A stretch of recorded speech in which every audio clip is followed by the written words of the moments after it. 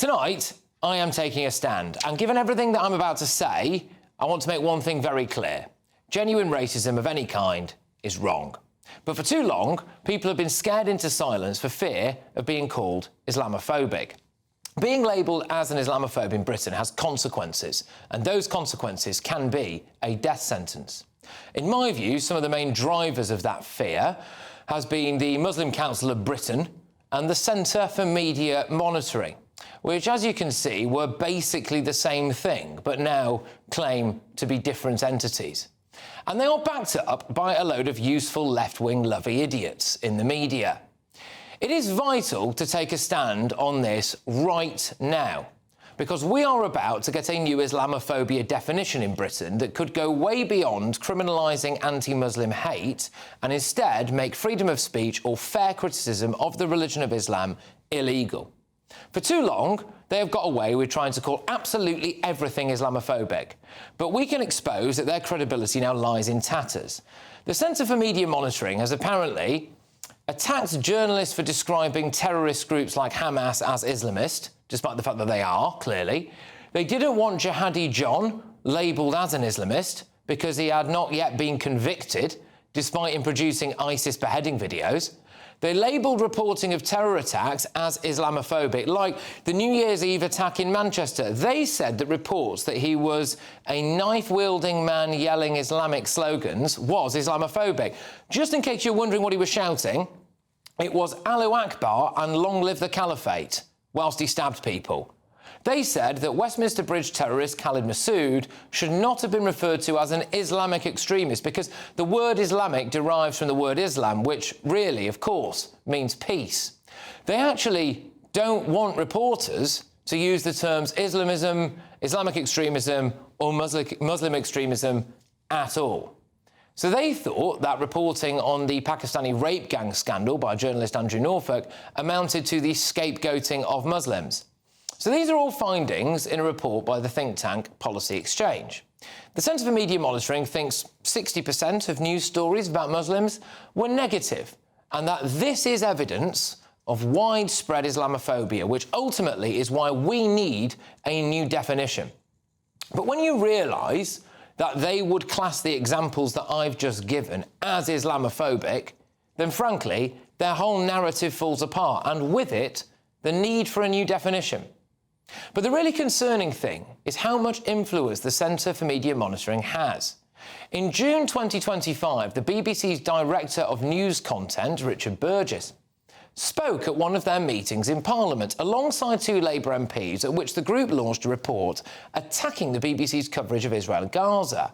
They objected to reports that referred to the Hamas-run health ministry in Gaza. They didn't want it to be called the Hamas-run health ministry. So the BBC's Director of News Content reportedly called their report very thorough.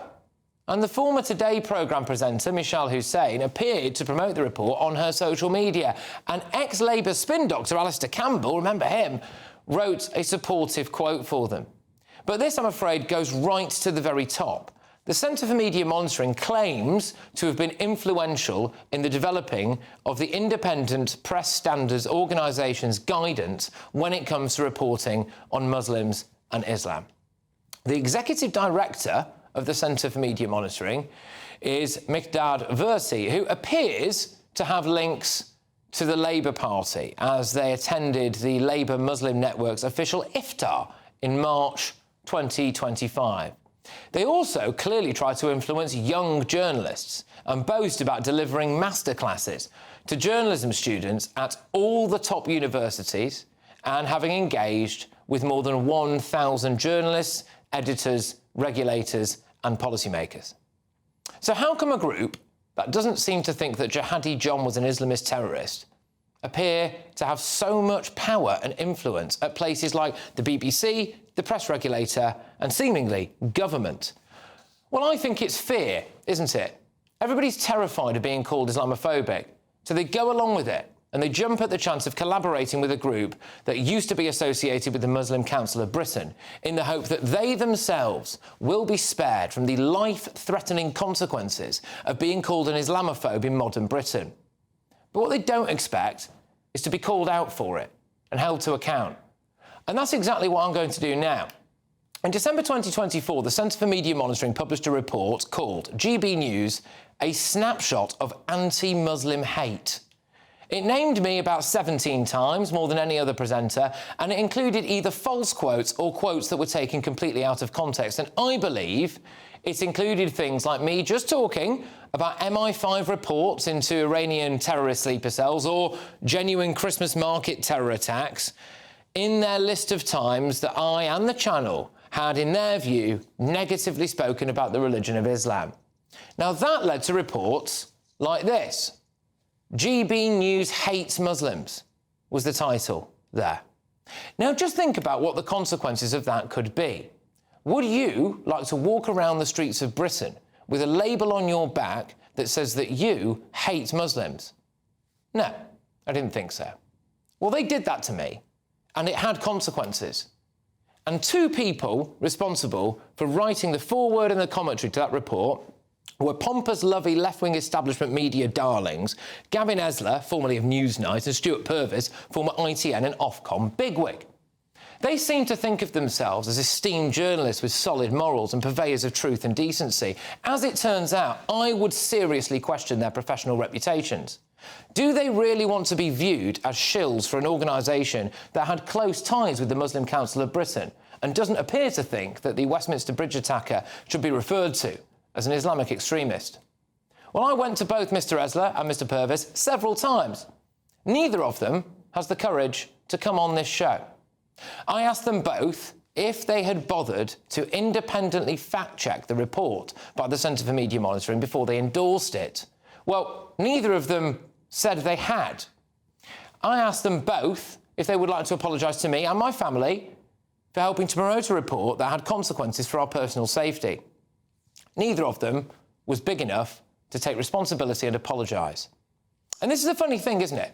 People like Gavin Esler and Stuart Purvis are happy to endorse reports that label people, essentially really, as Islamophobes, and as a consequence, they help to put a target on their back, in my view. They are even happy to do a promotional event to help push that report. That was what was advertised online anyway, there they are. And when it comes to taking accountability for their actions, though, they just run away. Now, they may dismiss what I have to say here now because, oh, it's only GB News, and, oh, the Policy Exchange think tank, it's just probably very right-wing. We don't have to listen to them. I think that's how a lot of those people think. But they're about to learn quite a stiff lesson, because the British public are no longer willing to be scared into silence with baseless claims of Islamophobia. We see through it. And they are about to find out that a lot of their lovey friends who tell them that they never watch GB News actually do. And they'll have seen this, and they'll probably think less of them, both personally and professionally, as a result. I'm joined now by the Senior Fellow at the Policy Exchange, Andrew Gilligan. Andrew, thank you very much for your time this evening, and thank you very much for the wonderful report that Policy Exchange have published. So just to give a flavour of that initial report there, you appear to have picked apart both the methodology and raised serious questions over the influence of the Centre for Media Monitoring. Would you like to expand on that? Yes, I mean, they claim that their main job is tackling this, what they say is a tide of Islamophobic falsehoods in the British media about Muslims. Now, we went through the statistics they publish for the number of articles they've monitored and the number of successful complaints they've made, and it just doesn't come close to supporting their claims. They say that 10% of articles about Muslims are wrong and misrepresentations. Even on the most generous interpretation of the figures, the actual numbers, a tiny, tiny fraction of that. Not that the media never gets anything wrong, of course it does sometimes, but not very often. In the entire 7 years of their existence, they've only actually brought one complaint to IPSO, the press regulator, that's resulted in a newspaper being forced to make a correction. One in 7 years. And so that's that gives the lie to what they say they're about. What they're actually about is broadly what you said. It is trying to smear any critic of Islamism in particular. That's distinct from the Islamic faith. Islamism is a political doctrine. They try to smear any critic of Islamism as a racist, as an Islamophobe. And they do that on the basis of some pretty hopeless allegations. So they also appear to conflate, actually, Islam and Islamism themselves in a way that you or I would be absolutely slammed for. You know, bracketing in things like genuine reporting of terrorist attacks as, in some way, talking about the religion of Islam is remarkable. Just explain to me quite briefly, Andrew, their level of influence, because do you fear that they are trying to influence the government's new Islamophobia definition? You know, how much influence have they had when it comes to the very higher-ups here of the British media landscape? They're definitely part of the campaign for a binding Islamophobia definition. And the government keeps saying, oh, no, it's not going to affect freedom of speech, it's not going to be legally binding. But that's absolutely not the agenda of people like CFMM and the others fighting for it. They literally say the definition is needed to restrict free speech about Muslims. That's a more or less exact quote of what they said. And in terms of the kind of media lobbies, as you call them, who get involved in their reports, look, I just think it's a kind of dereliction of duty. These people are supposed to be professional journalists. They really ought to have scrutinised, to have looked through the reports they're putting their names in the front of. And if they'd done that properly, if they'd done it subjected to any kind of journalistic scrutiny, they would see these things aren't worth the paper they're written on. Just also as well, because there is a difference here. There is a difference between publishing something that calls somebody economically illiterate, for example, which is, you know, something that someone might find personally offensive, and really helping to label someone as an Islamophobe. I mean, the consequences of both of those two things are very different. Sorry about this, but just very quickly, because I'm very conscious to say that the report that you published there did not mention the report that they did about GB News. I understand that you are across that, though, and just briefly, what did you make of some of the things that were in that report about GB News? We did mention DB News, actually. Oh, one of the things they do is they attack particular journalists. So they had a massive go at Andrew Norfolk, the late Andrew Norfolk, a journalist at the Times who did more than anyone else to expose the Rotherham grooming scandal. They said it was scapegoating Muslims. They kept attacking him. They made unfair attacks on him for things the paper had corrected, which weren't actually his doing. And they also had a big go at your Charlie Peters. Yeah. Again, the reporter who's doing the most with the grooming scandal at the moment, arguably responsible for the decision to have the case review and therefore for the full public inquiry that's about to start. They called him an activist journalist. They singled him out for constant criticism on Twitter, and that's the kind of thing they do. And the idea, of course, is to intimidate people, is to make their bosses doubt them, is to make them fearful of doing their jobs, and it's really not far off bullying and intimidation. Andrew, thank you very much. Always tremendous to see you. Really appreciate you coming on. It's Andrew Gilligan there, who is the Senior Fellow at Policy Exchange. Don't worry if some of the people I've named are watching. We are going to be reading out a series of rights and replies very shortly. But I do want to go to my panel first, though. We've got Conservative MP Esther McVeigh. We've got GB News presenter Alex Armstrong and political commentator Jonathan Liss. Esther, I think that we have to have a serious look at ourselves as a society, don't we? And for too long, I think people have been very afraid of being called an Islamophobe. And people have lobbed that phrase out there as an attempt to try to silence people. Oh, yes, this is about bullying, intimidation. Nobody wants to be labelled as a racist. But can I just tell you, I think this is a very important report. I think it has exposed what I call reframing the truth. So you're getting non-truths for truths. Even one called Jihadi John an extremist or an Islamist or a terrorist, because technically at the time of the report he hadn't been classed as a terrorist. But there are lots of ways of reframing things, and it isn't the truth. This group managed to emerge from what was more of a political group, wasn't it? The Muslims Council of Britain, which every political party has shunned since 2009. But this splinter group managed to get pretty much into the BBC, into government, and then spread, as I said, its non-truths. Yeah, before I go to you, Alex, Jonathan, you know, I did say right at the start of that, and I do mean it, like genuine racism and genuine anti-Muslim hate, actual stuff that exists, does exist and is a problem. But I believe, well, I mean, there's the evidence for it. I mean, they fundamentally misquoted me. They included a quote that from when I wasn't even in the country that said I'd said on this very sofa, which was a load of rubbish. I just wonder whether or not, really, it's being overused, whether or not we do need a new Islamophobia definition. Where are you on all of this? I think that if you are a member of the Muslim community and you see news headlines, newspapers, week after week for the last 20, 25 years, repeatedly demonising you in ways that are absolutely the case. There's been incredibly poor coverage of Muslim communities, and people do feel as though they've been attacked by the mainstream media, and they see the kind of coverage of people of their faith and people who might look like them that are, that have been sort of bombed to smithereens by British and American militaries, for example. And there's a sense that those people are not considered as fully human. And you're seeing that right now in what's happening in Gaza. But you can't not report the facts. I'm not you saying can't pretend the truth isn't the truth. So if there has been a terrorism attack, if there has been, which there has, rape gangs, if there has been certain issues, this is what's happening. That needs to be reported. Now, if you want to make sure that doesn't happen, if you want to hold your own community to account, then that's a different issue. But you cannot. I'll give you an example. You cannot rewrite Esther, the truth. I'll give you an example. When there is, an example, the driver in Liverpool, for example, a few weeks ago.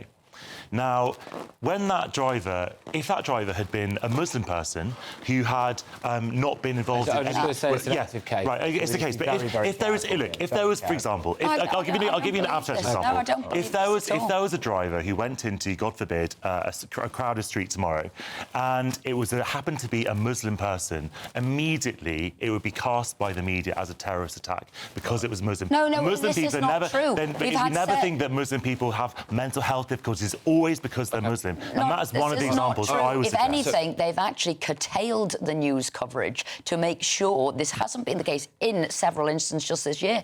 OK, just quickly, Alex, do you think that we need this new definition? Because the concern with the new definition of Islamophobia is that it would really stifle the ability of people to discuss things like the rape gang scandal, the Pakistani rape gang scandal that we had. Yeah, this definition will be one of the death blows for freedom of speech in this country. We reported on that horrific British Muslim website that was teaching men how to strike their wives on the weekend. That would have been deemed Islamophobic, wouldn't it? Right. Because it's about the issues of Islam. And what the organisations like the ones you've mentioned, Patrick, are trying to do is try to cover up the truth. They don't like what's happening in their own communities, and rather than us talking about it, and rather than them saying, this is disgraceful, we should all speak about this, we should be the ones calling it out, they don't want you talking about it because, unfortunately, it paints a lot of people in the bad picture. We haven't got a Christianophobic. We haven't got anything else ophobic. This would be unique to a certain percentage of people. There's anti-Semitism. That's a definition of that. No, totally different. No, it's not. Yes, it is. It's not at all. All right, well, look, we've obviously run quite a way over. I want to get to these statements because this is a spokesman for the Centre for Media Monitoring. So they said, and this is in reference to the Policy Exchange report, they said, this report is nothing but a politically motivated hit job riddled with inaccuracies, distortions and smears.